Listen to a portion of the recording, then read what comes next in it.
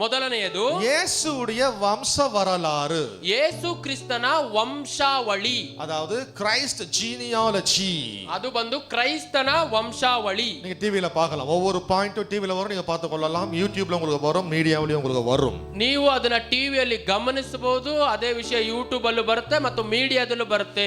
ಮೊದಲ ಕಾರ್ಯ ಕ್ರಿಸ್ತುவுடைய ஜீனியாலஜி அங்க வருது. ಇಲ್ಲಿ ಮೊದಲನೇ ಕಾರ್ಯ ಕ್ರೈಸ್ತನ ವಂಶಾವಳಿ ಆ ಜಾಗದಲ್ಲಿ ಬರುತ್ತೆ. ಮತ್ತಾಯ 1-14 ವರೆಗೂ. ಮತ್ತಾಯನು ಬರೆದ ಸುವಾರ್ತೆ 1ನೇ ಅಧ್ಯಾಯದಿಂದ 14ನೇ ವಾಕ್ಯದವರೆಗೂ. என்ன வசனம்? ಏನು ವಾಕ್ಯ? ಯಾರಿಗೂ பிடிக்காத ஒரு ಚಾಪ್ಟರ್ ಅದು. ಅದು ಯಾರಿಗೂ ಇಷ್ಟ ಇಲ್ಲದೆ ಇರುವಂತ ಒಂದು ಚಾಪ್ಟರ್. ಇವನಿಗೆ ಅವன் பெற்றான், அவன் இவன் பெற்றான் பெட்டு ತಲೆಗಿನೇ போய்ட்டான் பாரு ಕடைசி வரைக்கும். ಇವನಿಗೆ ಅವನು ಹುಟ್ಟಿದ, ಅವನಿಗೆ ಇನ್ನೊಬ್ಬ ಹುಟ್ಟಿದ, ಈ ರೀತಿಯಾಗಿ ಹುಟ್ಟಿದ ಅನ್ನೋದೇ ಕೊನೆವರೆಗೂ ಹೋಗ್ತಾ ಇರುತ್ತೆ. நான் படிப்பேன், இது எவனுக்கு எவன் போறதா எனக்கு என்ன, இது ஏன் ஒரு இத்தனை ಚಾಪ್ಟರ್ ವಸನ எழுதி வச்சிருக்காங்க இவங்க.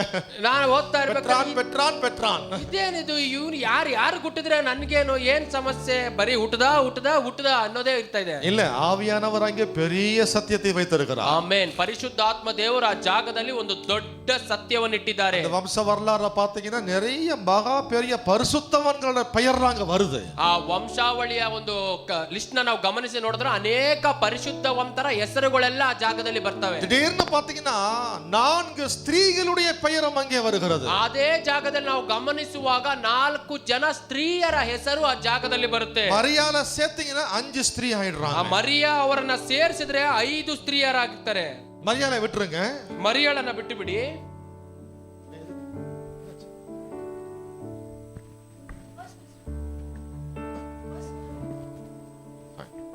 ಓಕೆ, ಮರಿಯಾಳೋட சேர்த்தா 5 பேர். ಓಕೆ, ಮರಿಯಾಳನ್ನ ಸೇರಿಸಿದ್ರೆ 5 ಜನ, ಮಿಚ್ಚಂ பேரு 4 பேர் இருக்காங்க, 4 ಸ್ತ್ರೀகள். ಅದು ಬಿಟ್ಟು ತಿರುಗಿ ಇನ್ನ 4 ಜನ ಸ್ತ್ರೀಯರಿದ್ದಾರೆ ಆ ಜಾಗದಲ್ಲಿ. எப்போதுமே வம்ச வரலாறு பட்டியல்ல பாத்தீங்கன்னா ಸ್ತ್ರೀகளுடைய பெயர் வரவே வராது. ನೀವು ಗಮನಿಸುವಾಗ ವಂಶಾವಳಿಗಳ ಪಟ್ಟಿಯಲ್ಲಿ ಸ್ತ್ರೀಯರ ಹೆಸರು ಬರುವುದಿಲ್ಲ, வெறும் ஆண்களுடைய பெயர்கள் மாத்திரம் தான் வரும். ಬರೀ ಗಂಡಸರಿನ ಹೆಸರುಗಳು ಮಾತ್ರವೇ ಆ ಜಾಗದಲ್ಲಿ ಬರುತ್ತವೆ. ஆனால் இயேசுவுடைய வம்ச வரலாறு பட்டியலிலே பெண்களுடைய பெயர் வருவதே பெரிய ஆச்சரியம், அதிசயம்.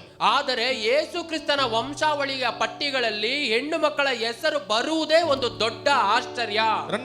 ಎರಡನೆಯದು, அந்த 4 பேருமே ஒரு unworthy woman, தகுதி இல்லாத ஸ்திரீகளாக இருந்தவர்கள். ಆ 4 ಜನ ಸ್ತ್ರೀಯರು ಅರ್ಹತನೇ ಇಲ್ಲದೆ ಇರುವಂತ ಸ್ತ್ರೀಯರಾಗಿದ್ರು. நல்லா கவனிங்க, ஸ்திரீகள் அருகதை அற்றவர்கள்னு சொல்லல, இந்த 4 ಸ್ತ್ರೀಗಳು ಅರ್ಹತೆಯಚ್ಚವர்கள். ಗಮನವಾಗಿ ಕೇಳಬೇಕು, ನಾನು ಸ್ತ್ರೀಯರು ಯಾರು ಅರ್ಹತೆ ಉಳ್ಳವರು ಅಲ್ಲ ಅಂತೇಳಿ ಹೇಳ್ತಾ ಇಲ್ಲ. ಇಲ್ಲಿ ಬರುವಂತ 4 ಜನ ಹೆಂಗಸರು ಅರ್ಹತೆ ಇಲ್ಲದವರಾಗಿದ್ದರು ಅಂತ ಹೇಳ್ತಾ ಇದ್ದೀನಿ. ಸರಿನಾ? ತಾಮಾರಳು. ತಾಮಾರ್ ಯಾರು? ವೇಸಿತನಂ செய்தவள், ವೇಶ್ಯತನ ಮಾಡಿದವಳು. அடுத்து ராகாப் என்கிற வேசி.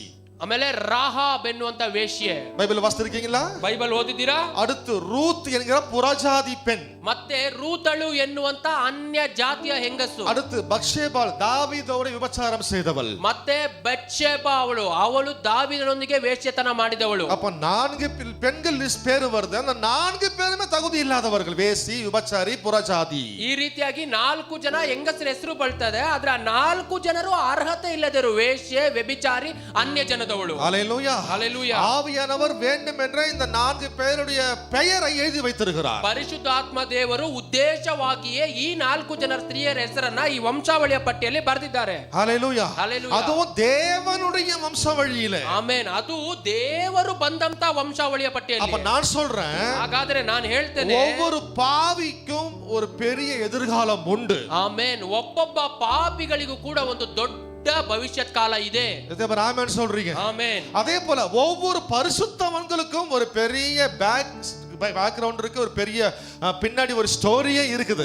ಅದೇ ರೀತಿಯಾಗಿ ಪ್ರತಿಯೊಬ್ಬ ಪರಿಶುದ್ಧವಂತರಿಗೂ ಹಿಂದಗಡೆ ಒಂದು ದೊಡ್ಡ ಸ್ಟೋರಿ ಇದೆ. Amen, amen. நீங்க மேட்டர் வந்து உங்களுடைய கடந்த காலம் கிடையாது. ಇಲ್ಲಿ ಸಮಸ್ಯೆ ಅನ್ನೋದು ನಿಮ್ಮ ಕಳೆದು ಹೋದಂತ ಕಾಲ ಅಲ್ಲ. நீங்க இயேசுவுடனே are you connected with Jesus Christ? நீங்க இயேசுவுடனே கூட இணைந்திருக்கிறீர்களா?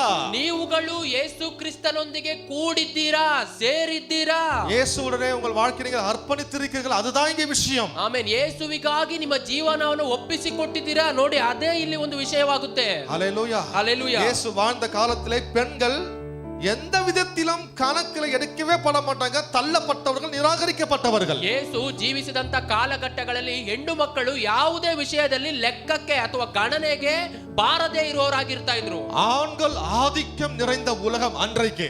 ಆ ದಿನದಲ್ಲಿ ಗಂಡಸರೇ ಆಧಿಪತ್ಯ ನಡೆಸುವಂತ ಕಾಲ ಇತ್ತು. ಆ ಕಾಲದಲ್ಲಿ பெண்கள் வெளியே வரவே கூடாது. ಹೆಣ್ಣು ಮಕ್ಕಳು ಹೊರಗಡೆ ಕೂಡ ಬರಬಾರದಿತ್ತು. ಯೇಸು வாழ்ந்த காலத்திலே இயேசுடைய சமுதாயத்திலே யூத கலாச்சாரத்திலே ಯೇಸು ಕ್ರಿಸ್ತರು ಬಾಳಿದಂತ ಕಾಲದಲ್ಲಿ ಯೂದ ಕಲಾಚಾರದಲ್ಲಿ ஸ்திரீகள் வீட்டை விட்டு வெளியே வரக்கூடாது. ಸ್ತ್ರೀಯರು ಮನೆಯನ್ನ ಬಿಟ್ಟು ಹೊರಗಡೆ ಬರಬಾರದು. வீட்டுக்குள்ளே தான் இருக்க வேண்டும். ಅವರುಗಳು ಮನೆಯಲ್ಲಿಯೇ ಇರಬೇಕು. தேவாலயத்துல கூட பாத்தீங்கன்னா அவங்களுக்கென்று தனியா ஒதுக்கப்பட்ட ஒரு இடம். ದೇವಾಲಯದಲ್ಲಿ ಕೂಡ ಗಮನಿಸಬೇಕಾದ್ರೆ ಅವರಿಗಾಗಿ ಪ್ರತ್ಯೇಕಿಸಲ್ಪಟ್ಟಂತ ಒಂದು ಜಾಗ ಇತ್ತು. தனிப்பட்ட இடம். ಅದು ಅವರಿಗೆ ಒಂದು ಪ್ರತ್ಯೇಕಿಸಿದಂತ ಜಾಗ. தள்ளப்பட்ட ஒரு இடம். ತಳ್ಳಿದಂತ ಜಾಗ. ஜபாலயத்திலும் கூட பாருங்க அவங்களுக்கு தள்ளப்பட்ட ஒரு நிராகரிக்கப்பட்ட ஒரு ஸ்தலம். ಆ ಪ್ರಾರ್ಥನೆ ಆಲಯದಲ್ಲೂ ಕೂಡ ತಳ್ಳಲ್ಪಟ್ಟಂತ ನಿರಾಕರಿಸಲ್ಪಟ್ಟಂತ ಸ್ಥಳದಲ್ಲಿ ಹೆಂಗಸರು ಇರಬೇಕಾಗಿತ್ತು. ಬೈಬಲ್ ವಾಸ್ತವಿನ ಕೂಡ 5 அப்பம் 2 மீன் வேற எத்தனை பேருக்கு ஆண்டவர் போஷித்தாரு. ನೀವು ಸತ್ಯವೇದದಲ್ಲಿ ಓದುವಾಗ 5 ರೊಟ್ಟಿ 2 ಮೀನಿನ ಎಷ್ಟು ಜನಕ್ಕೆ ದೇವರು ಪೋಷಿಸಿದ್ರು? ஏங்க பெண்களே வர மாட்டாங்களா? ಯಾಕೆ ಆ ಒಂದು ಪಟ್ಟಿಯಲ್ಲಿ ಹೆಂಗಸರು ಬರೋದಿಲ್ವಾ? 5000 பேர் ಯಾರು ಆண்களா பெண்களா? 5000 ಜನ ಯಾರು ಗಂಡಸರ ಹೆಂಗಸರ? அப்ப வெறும் 5000 புருஷர்கள் தான் வந்திருப்பாங்களா? ಹಾಗಾದ್ರೆ ಆ ಜಾಗದಲ್ಲಿ ಬರೀ 5000 ಪುರುಷರುಗಳೇ ಮಾತ್ರ ಬಂದಿರ್ತಾರಾ?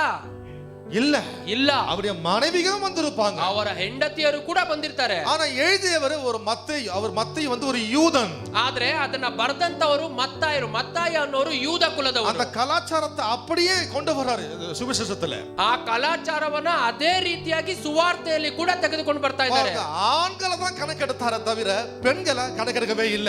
ಅಲ್ಲಿ ಗಮನಿಸಿ ನೋಡಿ, ಗಂಡಸರನ್ನ ಲೆಕ್ಕಕ್ಕೆ ತಗೊಂಡ್ಕೊಂಡು ಬಿಟ್ರೆ ಅವರು ಹೆಂಗಸರನ್ನ ಮಕ್ಕಳನ್ನ ಲೆಕ್ಕಕ್ಕೆ ತಗೊಂಡಿಲ್ಲ. ಯಾಕೆ? ಅವರೆಲ್ಲ ஒரு கணக்கே ಇಲ್ಲ, ಮ್ಯಾಟ್ರೇ ಇಲ್ಲ, பொருட்டே ಇಲ್ಲ. ಯಾಕಂದ್ರೆ ಹೆಂಗಸರು ಲೆಕ್ಕಕ್ಕೆ ಇರಲ್ಲ, ಗಣನೆಗೆ ಇರಲ್ಲ ಅನ್ನೋದು ಅವರ ಉದ್ದೇಶ. பிரசங்கியராகிய நாங்கத்தான் தேடி கண்டுபிடிச்சு 5000 மனைவியை ஆட் பண்ணி அவன் பிள்ளைங்களை ஆட் பண்ணி 5000 பேர் இல்லையா 20000க்கு மேலான ಜನಗಳ ಆಂಡವರು போஷித்தார்னு நாங்க தான் கண்டுபிடிச்சு போதித்து கொண்டிருக்கிறோம். ಪ್ರಸಂಗ ಮಾಡುವವರಾದ ನಾವುಗಳೇ ಬರೀ ಗಂಡಸರು ಮಾತ್ರ ಅಲ್ಲ, ಅವರ ಹೆಂಡತಿಯರು ಅವರ ಮಕ್ಕಳುಗಳು ಸೇರಿದ್ರೆ ಸುಮಾರು ಒಂದು 25,000 ಜನ ಸೇರ್ತಾರೆ ಅಂತೇಳಿ ಅದನ್ನ ಕಂಡು ಹಿಡಿದ್ವಿ ನಾವುಗಳೇ. அப்படிப்பட்ட உலகம் அந்த காலಕ್ಕೆ. ಆ ಸಮಯದ ಒಂದು ವಿಷಯ ಇತ್ತು. அப்படிப்பட்ட உலகம் அது அன்றைக்கு. ಆ ರೀತಿಯಾದ ಒಂದು ಲೋಕ ಇತ್ತು ಆ ಜಾಗದಲ್ಲಿ. ಮದಿಕಾದ உலகம். ಹೆಣ್ಣುಗಳನ್ನ ಒಂದು ತಳ್ಳಿದಂತ ಲೋಕ. அவங்களுக்கு ஆஸ்தி சொத்து வந்துச்சுனா அவங்களுக்கு எந்த ஷேருமே கிடையாது அந்த காலத்துல. ಆಸ್ತಿ ಸ್ವತ್ತುಗಳ ವಿಷಯ ಅಂತೇಳಿ ಬರಬೇಕಾದ್ರೆ ಅವರಿಗೆ ಯಾವುದೇ ರೀತಿಯಾದ ಶೇರ್ ಇರ್ತಾ ಇರಲಿಲ್ಲ ಆ ಕಾಲದಲ್ಲಿ. ஒண்ணுமே கிடையாது. அவங்களுக்கு எந்த பங்குமே கிடையாது. ಯಾವ ರೀತಿಯಾದ ಭಾಗವೂ ಇರ್ತಾ ಇರಲಿಲ್ಲ ಅವರಿಗೆ. என்ன பாருங்க, பெண்ணா பிறந்துட்டாங்கன்னா போச்சு லைஃப், அவ்வளவுதான். ಅವರು ಹೆಣ್ಣಾಗಿ ಹುಟ್ಟಿದ್ರು ಅಂದ್ರೆ ಮುಗೀತು ಲೈಫ್ ಅಷ್ಟೇ. ಅದು ಮಾತ್ರವಲ್ಲ, அந்த பெண்ணு கல்யாணம் ஆகி அவன் செத்து போயிட்டான் வச்சுக்க ஹஸ்பண்ட். ಅದು ಮಾತ್ರ ಅಲ್ಲ, ಹೆಣ್ಣು ಮಗಳಿಗೆ ಮದುವೆ ಆಗಿ ಅವರ ಗಂಡ ತೀರಿ ಹೋದ್ರು ಕೂಡ அந்த பெண்ணுடைய சம்மதமே இல்லாம அந்த பொண்ணை கேட்காம செத்து போனவனுடைய அண்ணனையோ தம்பியையோ கல்யாணம் பண்ணி வச்சிருவாங்க. ಆ ಹೆಣ್ಣಿನ ಒಪ್ಪಿಗೆ ಇಲ್ಲದೆ ಸತ್ತು ಹೋದವನ ಅಣ್ಣನನ್ನೋ ಅಥವಾ ತಮ್ಮನನ್ನೋ ಆ ಮಗಳಿಗೆ ಕೊಟ್ಟು ಮದುವೆ ಮಾಡ್ತಾ ಇದ್ರು. அவங்க பேச்செல்லாம் மதிப்பே கிடையாது. நீ உங்ககிட்ட என்ன கேட்கறது, நீ என்ன ஒரு பெரிய ஆளு, நான் கல்யாணம் பண்ணி வைக்கிறேன் வாழ்ந்து போ அப்படின்ற ஒரு கதி தான். ನಿನ್ನನ್ನೆಲ್ಲ ನಾನು ಏನು ಕೇಳೋದು, ನಾನು ಮದುವೆ ಮಾಡಿ ಕೊಡ್ತೀನಿ ಸುಮ್ಮನೆ ಹೋಗು ಅನ್ನೋಂತ ಕಾಲಘಟ್ಟ ಇತ್ತು ಅವಾಗ. ஆனா இயேசுவுடைய வம்ச வரலாறு பட்டியலில் ஆண்டவர் மறக்காம ஸ்திரீகளை எழுதி வைத்திருக்கிறார். ಆದರೆ ಯೇಸು ಕ್ರಿಸ್ತರ ವಂಶಾವಳಿಯ ಪಟ್ಟಿಯಲ್ಲಿ ದೇವರು ಮರೆಯದೆ ಹೆಂಗಸರ ಹೆಸರನ್ನು ಕೂಡ ಸೇರಿಸಿದ್ರು. ஏன் சொல்லுங்க? ಯಾಕೆ ಹೇಳಿ ನೋಡೋಣ. ஏன்? ಯಾಕೆ? அவங்களும் தேவ சாயல், தேவ ரூபம். ಆಮೆನ್. ಅವರುಗಳು ಕೂಡ ದೇವರ ಸ್ವರೂಪ, ದೇವರ ಹೋಲಿಕೆ. ஹல்லேலூயா, ஹல்லேலூயா. ஆண்டவர் சொன்னாரே, நம்மை போல ரூபத்திலே சாயலிலே மனுஷர்களை உண்டாக்குவோமாக.